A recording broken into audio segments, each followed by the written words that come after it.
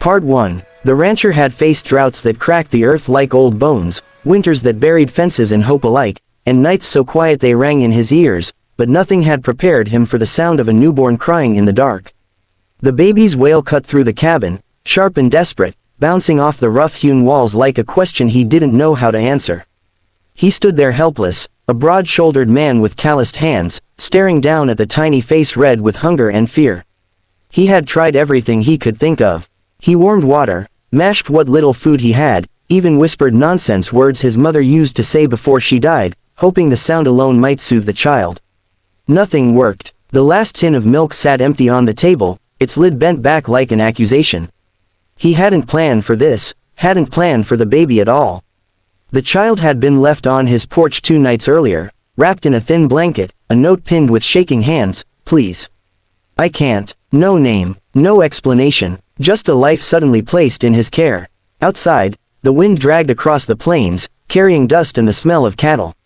The moon hung low and pale, watching as he paced the floor. Pride told him to endure, to figure it out alone like he always had. But the baby's cries grew weaker, hoarse, and something inside his chest gave way. Pride had never fed anyone. Pride had never saved a life. He saddled his horse with clumsy urgency, wrapping the baby tighter and pressing him against his chest. The ride to the widow's farmhouse felt longer than ever before. Every jolt made him fear the baby would stop breathing. He murmured apologies with every step the horse took, as if the child could understand. "I'm trying," he whispered, voice breaking. "I swear I am." When he reached the farmhouse, a single light glowed in the window. He dismounted and stood there for a moment, hat in his hands, boots caked with dirt, heart pounding harder than it ever had during a stampede. Begging did not come naturally to him. Asking for help felt like admitting failure, not just as a man, but as a guardian to this fragile life. He knocked once, then again, softer the second time. The door opened to reveal the widow, her face lined by years of quiet endurance. Her eyes moved from his face to the bundle in his arms, and something shifted in her expression, concern, recognition, maybe even memory. He swallowed hard, words tangling in his throat. I'm sorry to come so late," he said. His voice sounded rough, unused. "I've got a baby. I don't have any milk left. I didn't know who else to ask." The baby cried again, a thin, pleading sound. The widow didn't hesitate. She stepped aside and opened the door wider, her hand already reaching out. "Come in," she said simply, as if this was the most natural thing in the world. Warmth wrapped around them the moment they crossed the threshold. The smell of bread and wood smoke filled the air, a sharp contrast to the cold loneliness of the rancher's cabin. He stood awkwardly, unsure where to put his feet, unsure of everything, really. The widow looked at the baby more closely now, brushing a finger along his cheek. The crying softened, then slowed, as if the touch itself was a promise. "He's hungry," she said gently, though it was obvious. "And tired. So are you." The rancher nodded, eyes stinging. He hadn't realized how exhausted he was until someone else named it. "I just need a little milk," he said quickly, as if afraid she might misunderstand. "I'll pay you back. With work. Anything." She met his gaze then, really looked at him, not as a desperate man, but as someone doing his best with what little he had. "Sit," she said, guiding him toward the table. "We'll take care of it." As he lowered himself onto the chair, the baby still clutched to his chest, the rancher felt something unfamiliar settle over him. It wasn't relief, not yet. It was the fragile, trembling beginning of trust. Part 2. The widow moved quietly through her kitchen, the rhythm of her steps sure and gentle, like someone who had spent years turning silence into comfort. The rancher sat at the edge of his chair, hat twisting in his hands, eyes fixed on the baby who had finally stopped crying. The child's tiny chest rose and fell against the blanket, a fragile sign of peace after hours of hunger and fear. The widow glanced at him once, her expression unreadable, then back at the baby. "He's still small," she murmured, almost to herself. "Too small to go without milk." Her tone carried both worry and something softer, a kind of remembrance that made the air feel thick with unspoken things. She didn't fetch a bottle or a pot. Instead, she sat down beside the fire, unfastened the buttons of her worn dress, and drew the baby close. The rancher froze. He hadn't expected that, hadn't thought what else she could mean when she said she'd take care of it.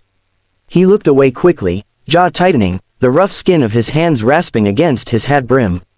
Yet when the baby latched, The sound that followed was so natural, so full of relief, that he couldn't help but glance back. The infant's soft gulping filled the room, rhythmic and pure, like a heartbeat returning after too long. The widow cradled him close, eyes half closed, her face calm in the firelight. It was an image so gentle that it seemed to slow time itself. For the first time since that awful night on his porch, the rancher felt the sharp edge of panic fade. The world outside might still be cold, unforgiving, but here, for this small moment, there was peace. He turned his face toward the window, unable to speak. His throat felt tight, full of words that would never come. He had seen women feed calves, lambs, even orphaned foals, but this was different. This was sacred in a way he couldn't name. The widow's every movement spoke of patience and grace, things that had no place in his world of barbed wire and storms. He realized, with a hollow ache, that he had never witnessed tenderness like this before, not even as a child.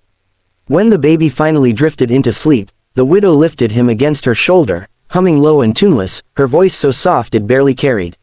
She didn't seem to notice the tears gathering in the rancher's eyes, or maybe she did and was kind enough not to mention them. The fire snapped quietly, painting her in shades of amber and gold. "How long have you had him?" she asked after a while. "2 nights, he said, voice thick. "Found him on my porch. No note except 3 words. Please, I can't," she sighed, pressing her lips to the baby's head. "Poor thing, both of them." Her words startled him. Both. She met his gaze then, steady and sure. Whoever left him, she must have been desperate. To walk away from her own flesh, knowing he'd cry like this. He nodded, looking down. "Desperate, or cruel, maybe both," she said softly. "But I've learned those too often wear the same face." Silence filled the room again, the kind that carries weight instead of emptiness. The rancher studied the way she held the child, the way her hands seemed to know exactly how to soothe, how to shield. He realized she must have done this before, maybe long ago. He wanted to ask, but didn't. Some wounds didn't need reopening. She stood then, easing the baby into a small wicker basket lined with a folded quilt. "He'll sleep for a while now," she said. "You should too." He shook his head. "Can't. Not here." She looked at him with quiet amusement. "You think I'd let you ride off into the night half dead and guilt-ridden? Sit by the fire. Rest your eyes, at least." He hesitated, but when she handed him a cup of tea, warm and fragrant, he couldn't refuse. The heat seeped through his fingers and into his bones. The widow sat across from him, her gaze lingering on the baby with something like longing, and something like healing. "Thank you," he said at last, barely more than a whisper. "For feeding him?" she asked. "For all of it." She smiled faintly. "Don't thank me yet, you'll have to learn what it means to care for someone who can't give back. It's harder than breaking a wild horse." He managed a small, weary chuckle. "I'm starting to believe that." When the fire dimmed and shadows lengthened, she draped a blanket over his shoulders. Her touch was brief, almost accidental, yet it sent a strange warmth through him, something that wasn't just gratitude. The baby slept soundly between them, and in that silence, the rancher realized the truth: love wasn't loud or sudden. Sometimes, it began quietly, in the stillness of a midnight kitchen, with a stranger who had nothing to give but her heart. Part 3. Morning came softly, light slipping through the thin curtains like a promise that hadn't yet learned how to speak. The rancher woke with a start, disoriented for a moment by the warmth on his shoulders and the steady crackle of dying embers. Then he saw the baby, still asleep in the wicker basket, fists curled, lips parted in a dream so peaceful it hurt to look at. For the first time since the child had arrived on his porch, there was no fear clawing at his chest, only a careful, fragile hope. The widow stood at the stove, stirring something that smelled rich and real, like a meal meant to keep a man standing. She didn't comment on the way he straightened quickly or the guilt that flashed across his face for having slept. Instead, she slid a plate toward him and nodded at the chair. "Eat," she said, "you'll need the strength." He obeyed, embarrassed by how hungry he was, how badly his body had needed rest. As he ate, he watched her move, unhurried, purposeful. She checked the baby often, adjusting the quilt, brushing a thumb over his cheek. Each touch was small, but filled with intention. It struck the rancher then that care wasn't just about survival. It was about attention, about noticing. "I don't know how to do this," he admitted suddenly, the words spilling out before pride could stop them. "I don't know how to raise a child. I barely know how to hold him right." The widow met his eyes, not surprised. No one does at first, she said. You learn by doing, by listening, by failing and trying again. She showed him how to cradle the baby properly, how to support the tiny neck, how to recognize the difference between hunger and fear in a cry. His hands trembled the first time he tried, but she guided him patiently, correcting without judgment. When the baby stirred and settled against his chest, a sound escaped the rancher that was half laugh, half sob. See, she said softly, he knows you. The days that followed blurred into a quiet rhythm. The rancher came back every morning, sometimes with eggs, sometimes with firewood, sometimes with nothing but questions. The widow never turned him away. She taught him how to warm milk safely, how to keep the baby clean, how to talk even when no words came back. They hear more than you think, she told him. Even when they don't understand, they feel. At night, alone in his cabin, he practiced humming like she had shown him, awkward and off-key, but earnest. The baby slept better each night. So did the rancher. Something in him was changing, softening, reshaping itself around this small life that depended on him. One evening, as the sun sank low and painted the fields gold, he lingered longer than usual. The widow sat across from him, hands folded, watching the baby doze. You're doing well, she said at last. He shook his head. Only because of you. She smiled, but there was sadness there too. I once had someone to teach, she said quietly. A long time ago. She didn't say more, and he didn't ask. Some truths didn't need words to be understood. He realized then that what she was giving him wasn't just instruction, it was trust. She believed he could become what the baby needed. And in that belief, he was finding the courage to believe it too. Weeks passed. The baby grew stronger, his cries fuller, his eyes brighter. The rancher's visits became less desperate, more confident.